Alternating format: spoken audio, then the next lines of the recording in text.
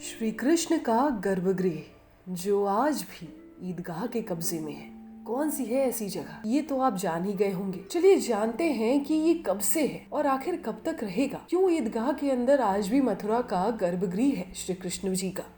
क्यों आज भी मथुरा में श्री कृष्ण इस ईदगाह के अंदर बैठे हुए हैं? नमस्कार, स्वागत है आपका हमारे चैनल पर।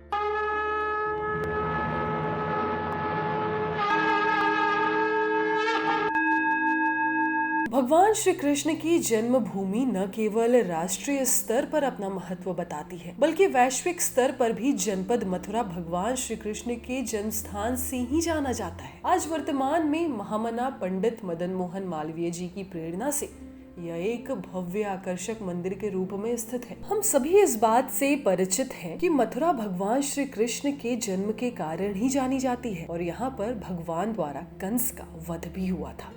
लेकिन जैसे जैसे वक्त बढ़ता गया वैसे वैसे मुस्लिम शासकों ने यहाँ अपना दबदबा बनाना शुरू कर दिया। यहाँ पहला मंदिर 80 से 57 ईसा पूर्व में बनाया गया था। इस संबंध में महाक्षत्रप सौदास के समय के एक शिलालेख से ज्ञात होता है कि किसी वसु नामक व्यक्ति ने यह मंदिर बनवाया था। इस भव्य मंदिर को 1017 से 18 ईस्वी में महमूद गजनवी ने तोड़ दिया था, जो कि एक मुस्लिम शासक था। बहुत से सालों में मंदिर में कई संरचनात्मक बदलाव आए, कई बार मंदिरें तोड़ी गई। आज मंदिर परिसर की वास्तुकला हिंदू अंदाज में बनाई गई है। औरंगजेब के शासन के दौरान इस मंदिर के बाजू में एक मस्जिद का निर्माण करवाया गया था ताकि इस मंदिर से ध्यान हटवाया जा सके। क्या आपको पता है कि ओरछा के शासक राजा वीर सिंह जुदेव बुंदेला ने पुनः इस खंडहर पड़े स्थान पर एक भव्य और पहले की अपेक्षा विशाल मंदिर बनवाए। इसके संबंध में कहा जाता है कि यह इतना ऊंचा और विशाल था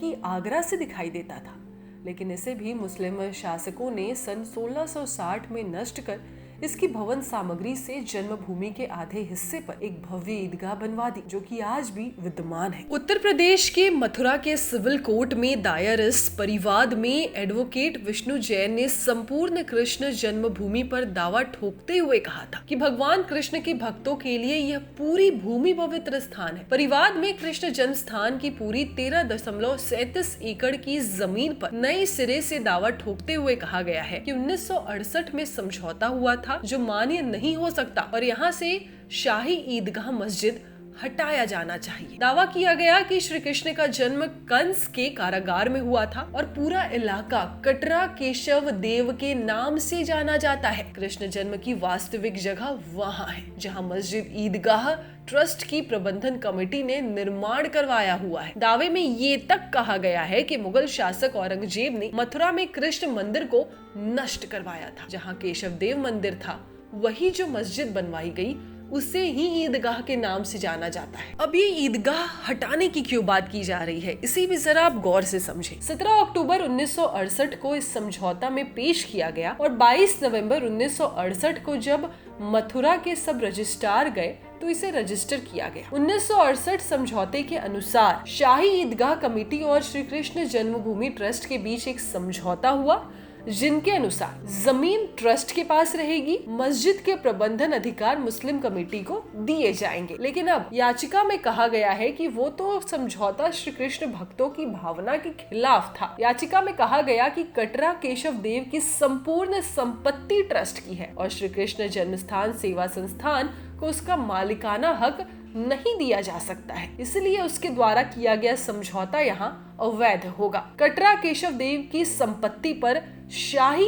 ईदगाह का किसी प्रकार से कोई भी अधिकार नहीं हो सकता, इसलिए उस पर किया गया निर्माण भी अवैध है। अब इसी आधार पर शाही ईदगाह मस्जिद को हटाने की बात की जा रही है। अब देखना ये है कि अयोध्या ज्ञानवापी के बाद क्या मथुरा के श्री कृष्ण भी अपने परिसर में आ पाएंगे? क्या उनकी भी पूजा उनके गर्भगृह में धूमधाम से की जाएगी? क्या ईदगाह वहां से हट जाएगा? ये तो आने वाला वक्त ही बताएगा और आने वाली सरकार और कोर्ट मिलकर तय करेगी कि इसे क्या करना है। फिलहाल देखने वाली बात ये है कि फैसला किसके हक में होगा।